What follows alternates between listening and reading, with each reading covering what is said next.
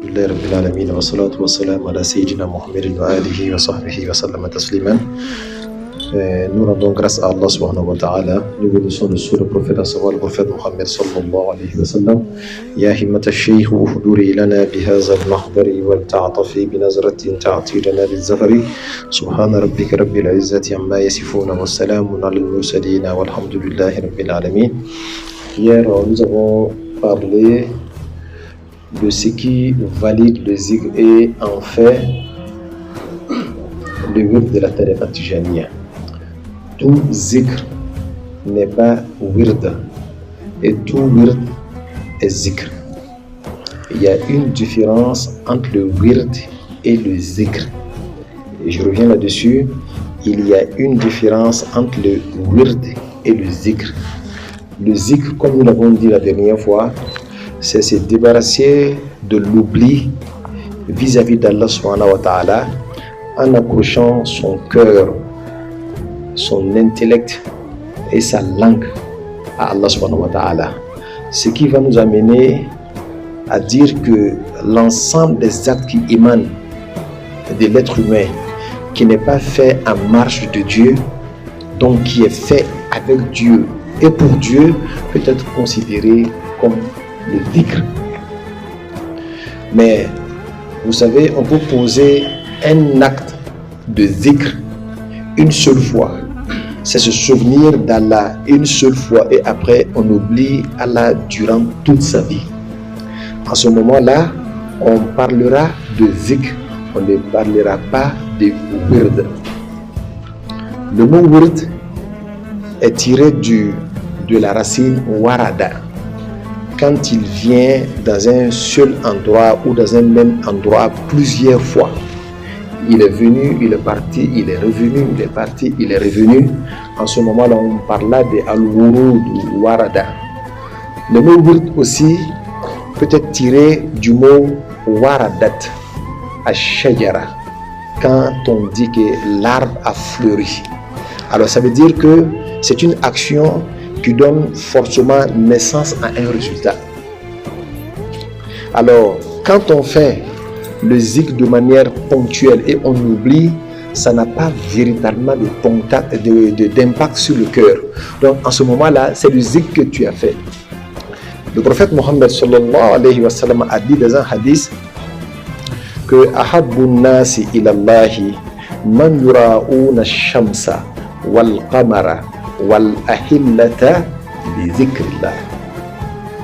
Que ce que Dieu aime de tous ses serviteurs sont ceux-là qui veillent sur le soleil, ils veillent sur la lune quand elle est pleine, ils veillent sur le croissant lunaire pour invoquer Allah subhanahu wa ta'ala.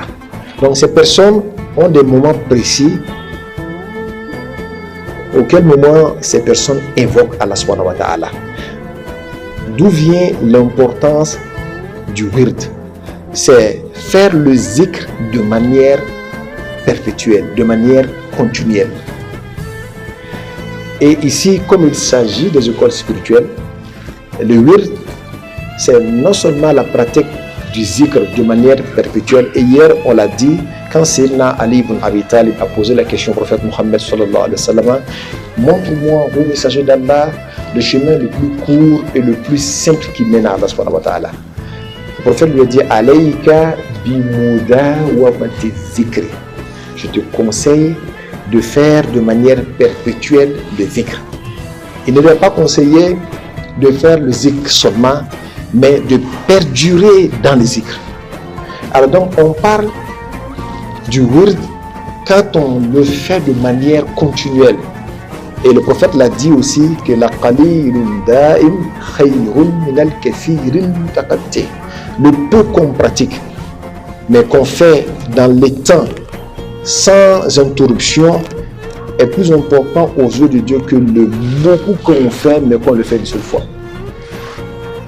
Alors tout ça nous amène ou nous ramène à comprendre le sens profond du wird, ce qui a un impact sur le cœur, ce qui donne des résultats dans la vie d'un être humain, c'est le wird, ce n'est pas le dhikr.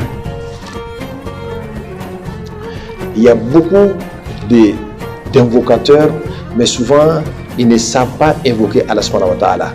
Et quand on se retourne au Coran, on voit que même le Tout-Puissant Allah met un accent particulier sur la notion du beaucoup. Quand il dit « Wazkurullaha zikran kathira », invoquer très souvent Allah subhanahu wa ta'ala. À tel point que les sages ont dit qu'on ne considère un être humain qui invoque beaucoup Allah que lorsqu'il parvient à invoquer Allah dans tous ses états. Quand il dort, il invoque Allah. Quand il mange, il invoque Allah. Quand il parle, il invoque Allah. Quand il pense, il invoque Allah. Dans tous ces différents états quotidiens, il a Dieu dans son souvenir. Les Arifin Billah, ceux qui ont été dévoilés, et ils ont fait référence à un autre verset qui dit Wazkur rabbaka iza nasita. Invoque ton Seigneur quand tu l'auras oublié. Quand tu auras oublié. Pour le commun du mortel, pour la généralité, c'est quand tu veux manger et que tu oublies de dire Bismillah ar-Rahman ar-Rahim. Quand tu te souviendras de cela, pendant que tu es en train de manger, tu diras Bismillah ar-Rahman ar-Rahim pour te rattraper. C'est aussi se rappeler quand on a oublié. Mais pour ceux-là qui sont dans le mystère même de la chose, pour eux, invoque ton Seigneur quand tu auras oublié, veut dire que quand tu auras oublié toute autre existence en dehors de ton Seigneur, c'est en ce moment-là précis qu'on peut te considérer comme un être qui invoque Allah. Mais quand tu invoques Allah alors que tu as dans ton cœur toute autre chose dans ton cœur, en réalité, tu es distrait. Et pour oublier l'existence tout entière, pour ne voir que Dieu, cela n'a qu'un seul moyen, c'est être anéanti en Dieu. Celui qui n'a pas d'anéantissement n'a pas les véritables moyens d'invoquer beaucoup Allah. Quel que soit ce qu'il fait, il y aura des moments où il va oublier Allah subhanahu wa ta'ala. Alors donc on revient sur le passage pour faire la différence entre le dhikr et le wird. Et Baye ça dit walazimu lazima zit-tariqi bizayuna l'urdu bit-tahqiqi. Cramponnez-vous aux recommandations de la voie qui est la tariqa tijaniya si vous voulez atteindre toutes les faveurs de la voie. Tout ce que le prophète Mohammed sallallahu alayhi wa sallam a donné comme garantie à Cheikh Ahmad Tijani. Il a dit que le disciple de la tariqa tijaniya, quand il prend le wird, lui, Dieu lui donne l'accès d'accéder à sa proximité. Ça veut dire même s'il ne faisait rien d'autre que son lazim, sa wazifa et son zik du vendredi, et qu'il le faisait correctement, cela peut le permettre d'accéder à Allah subhanahu wa ta'ala. Le wird de la tariqa tijaniya en elle-même, c'est-à-dire en lui-même, peut permettre l'être humain pour accéder à Allah subhanahu wa ta'ala. Alors donc, le wird il est important dans ce sens-là. Le wird de la tariqa tijaniya, il y a eu beaucoup de garanties dont le prophète Mohammed a prise vis-à-vis de Cheikh Ahmad Tijani. Il dit que celui qui prend le wird, lui-même, il a la garantie d'accéder au paradis. Non seulement cette garantie lui revient, mais elle s'étend sur sa descendance et sur ses ascendants. Son père et sa mère, si ceux-là sont des musulmans et qu'ils meurent en tant que musulmans, n'auront pas de compte à rendre à Allah subhanahu wa ta'ala parce que seulement leur enfant est tijanite. Mais il s'agit de quel tijanite? Du bon tijanite. Et c'est ainsi que Baye dit walazimu lazima zit-tariqi. Cramponnez-vous à toutes les recommandations de la tariqa tijaniya. C'est une discipline de A à Z. Est-ce que toi qui pratiques le wird là, est-ce que tu es discipliné à ce niveau-là? Donc il y a une mise en cause de sa propre personne. C'est le respect de celui qui est en face de toi, celui à travers celui-là que tu reçois la lumière. Est-ce que tu es ainsi fait? Est-ce que tu te conformes à ces règles-là? Donc tout ça là est tenu en compte dans cette affaire-là. Quand on veut profiter, comme il a dit, tu veux avoir toutes les faveurs de Cheikh Ahmad Tijani qu'il a reçues auprès du prophète Mohammed sallallahu alayhi wa sallam. Il dit falastu, ici on dit falastu, mais c'est arabe falesta. Parce que là, il s'adresse à certaines personnes qui l'imaginent devant eux. Ce n'est pas lui-même qui parle. Donc, tu ne peux aucunement profiter des faveurs de la tariqa tijaniya illa iza kunta dawaman tuslihu. Sauf à une seule condition. C'est laquelle? C'est quand tu vas observer de manière perpétuelle la bonté. C'est-à-dire tout ce qui est bon, tu vas t'en approprier. Tout ce qui est mauvais, tu vas t'en éloigner. Quand on est disciple de Cheikh Ahmad Tijani, on doit veiller sur ça, observer la bonté quand on parle, observer la bonté quand on agit, observer la bonté quand on pense à quelqu'un, ne pas médire de quelqu'un, ne pas avoir des pensées négatives d'une personne. Tout ça fait partie des moyens pouvant te faire accéder, Inch'Allah, aux valeurs de la tariqa tijaniya. Et donc,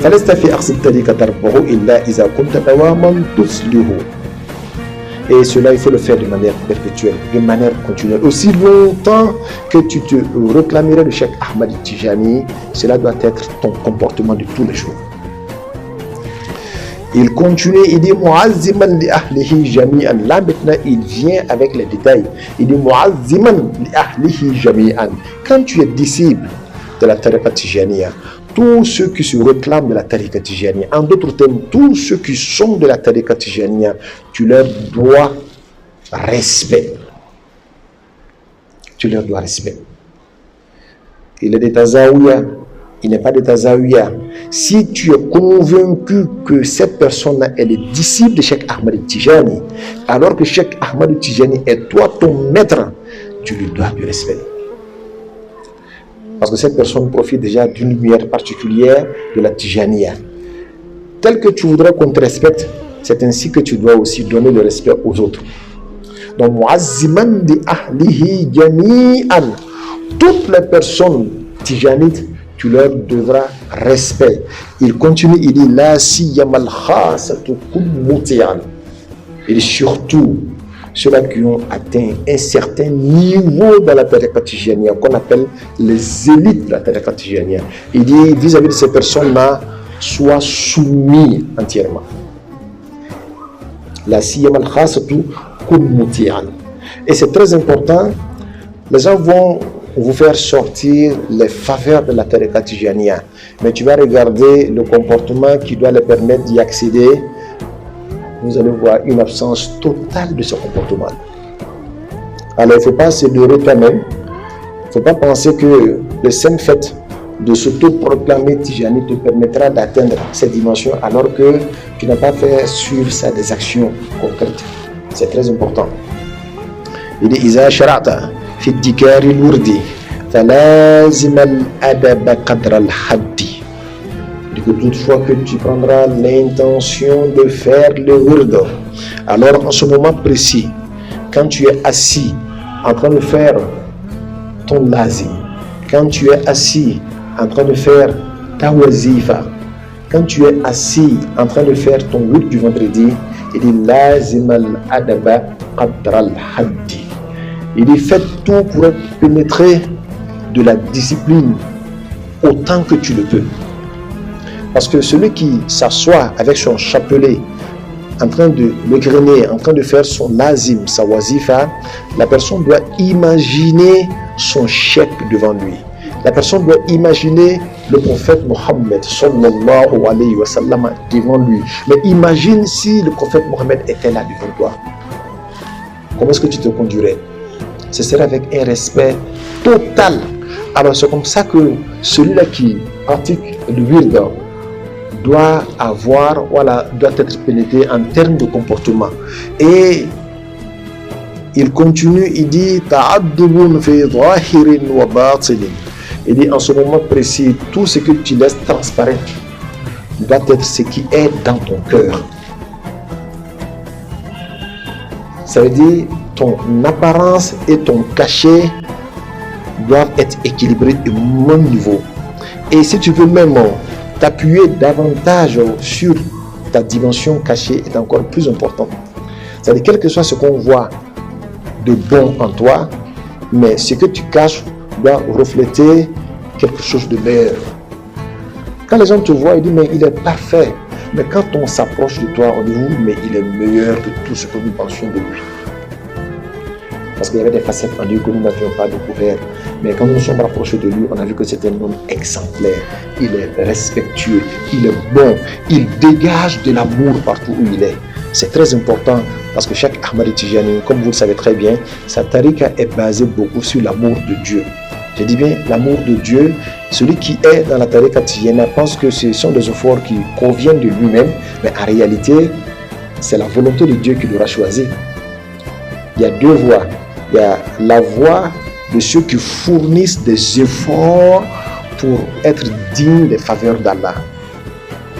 Mais il y a une autre voie, ceux-là même que Dieu a choisi sans regarder les efforts. Cheikh Ahmad Tijani disait que ma voie là, c'est la voie que Dieu lui-même, c'est la voie de ceux-là que Dieu lui-même a choisi avant même qu'ils ne choisissent leurs actions et les actes qu'ils posent. Mais cela aussi ne veut pas dire que quand tu es conscient de cela, d'aller dormir. Non, non, non. C'est fournir davantage d'efforts. Pourquoi? Parce que la tariqa tijaniya était l'héritage du prophète Mohammed sallallahu alayhi wa sallam. Et vous savez très bien, le prophète Mohammed sallallahu alayhi wa sallam a été choisi par Allah. Quel est l'effort que le prophète a fait pour être le bien-aimé de Dieu? Qu'est-ce que le prophète a fait pour que Dieu le choisisse comme étant le plus grand de tous les prophètes? Dieu a agi de par sa pure générosité. Si Dieu est généreux, alors cette générosité doit pouvoir s'exprimer. Et le choix de Dieu porté sur la personne du prophète Mohammed sallallahu alayhi wa sallam n'est rien d'autre que l'expression de cette générosité-là. Et c'est ainsi qu'il passait toute la nuit en prière, à tel point que son épouse Aïcha lui pose la question: mais Dieu t'a pardonné tous tes péchés, les péchés passés et les péchés à venir, d'ailleurs même tu ne pêches même pas. Mais pourquoi tous ces efforts la nuit tu ne dors même pas? Tu pries tellement à tel point que tes pieds se sont enflés. Qu'est-ce que le prophète a dit? Il dit: Afala akuna abdan shakuran. Il dit: ne serais-je pas un serviteur reconnaissant? Ne serait-ce pas un serviteur reconnaissant? La voie de la tariqa tijaniya, c'est la voie de la reconnaissance d'Allah subhanahu wa ta'ala. Tous ceux qui se trouveraient dans le cercle des disciples de Cheikh Ahmad Tijani, les actions que cette personne poserait, même vis-à-vis de la charia, viennent en guise de reconnaissance. Tu as été déjà choisi. Tu aurais pu dire: je vais dormir, me reposer. Mais malgré tout ça, tu es debout, en train de fournir davantage d'efforts pour être digne de cet héritage mohammedien. Quand il a dit Afala akunu abdan shakuran, c'est ainsi que d'autres personnes appellent la tariqa tijaniya comme étant tariqatu shukri, la voie du remerciement d'Allah subhanahu wa ta'ala. Parce que ces personnes qui sont dans la tariqa tijaniya doivent passer tout leur temps à remercier Allah subhanahu wa ta'ala. Cheikh Ibrahim Niass radiyallahu ta'ala anhu a dit quelque chose par rapport à celui-là qui a été choisi dans la tariqa tijaniya. Il dit: c'est l'homme qui, ayant compris que Dieu l'a créé pour l'adorer, il est tombé dans un désarroi. Parce qu'il s'est posé une autre question. Oui, Dieu m'a créé pour l'adorer, mais comment dois-je adorer Dieu? Il a vu que tous les moyens dont il dispose ne sont pas capables d'adorer Dieu comme Dieu le souhaite. Même sa sincérité, quelle que soit la profondeur de sa sincérité, même cette sincérité est incapable d'adorer Dieu comme Dieu le veut. À plus forte raison, ses actes apparents. Alors donc, il tombe dans un désarroi. Et il comprend que pour adorer Dieu comme Dieu le souhaite, il doit faire référence à un ami de Dieu. Et cherchant cet ami de Dieu-là, il va tomber par la grâce de Dieu sur le plus grand saint de tous les époques, car il serait tombé sur Cheikh Ahmad Tijani. Donc du coup, sa'iqus sa'ada, le bonheur qui provient d'Allah subhanahu wa ta'ala, l'aurait attiré vers Cheikh Ahmed Tijani. Et il réalise un bon matin que lui, il est devenu disciple de Cheikh Ahmed Tijani. Il dit, celui-là, il doit passer toute sa vie à dire Alhamdulillah, Alhamdulillah, Alhamdulillah. Il remercie Dieu. Quel que soit ce qu'il fait, il doit remercier le Tout-Puissant Allah. Parce que lui te la grâce d'Allah subhanahu wa ta'ala, il ne se serait pas trouvé au cercle de ces personnes-là que Dieu lui-même a choisi et a réservé beaucoup de faveurs. Tellement de faveurs que Cheikh Ahmed Tijani lui-même disait que لو رأى أكابر الأكتاب ما ادخره الله لنا لبكوا وقالوا يا ربنا ما أعطيتنا شيئا. Que si le plus grand pôle de tous les temps voyait ce que Dieu aurait ou ce que Dieu a réservé à Cheikh Ahmed Tijani et ses disciples, l'ensemble de ces grands saints-là pleurerait et dirait à Dieu, Dieu, tu nous as rien donné. Ce n'est pas parce que Dieu ne les a rien donné, mais ce que Dieu les a donné comparé à ce que Dieu a réservé à ces personnes-là, c'est comme si Dieu ne les a rien donné. C'est comme toi, tu penses que tu as de l'argent parce que tu as 100 millions. De nos jours, 100 millions n'est pas rien. Hein? Alors tu penses que tu as l'argent. Tu as l'argent. Et puis tu vas rencontrer quelqu'un, tu vois que lui, il n'a pas 100 millions. Il n'a pas 100 milliards. Il a 100 billiards. C'est-à-dire, billiard, c'est le milliard du milliard, n'est-ce pas? Lui, il a ça. Du coup, tu te trouves ridicule devant lui.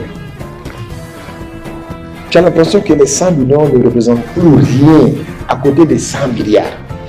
C'est comme ça que Dieu a réservé le disciple de Cheikh Ahmed Tijani. Voilà pourquoi il dit لو رأى أكابر الأقطاب ما ادخره الله لنا لبقوا وقالوا يا ربنا ما أعطيتنا شيئا.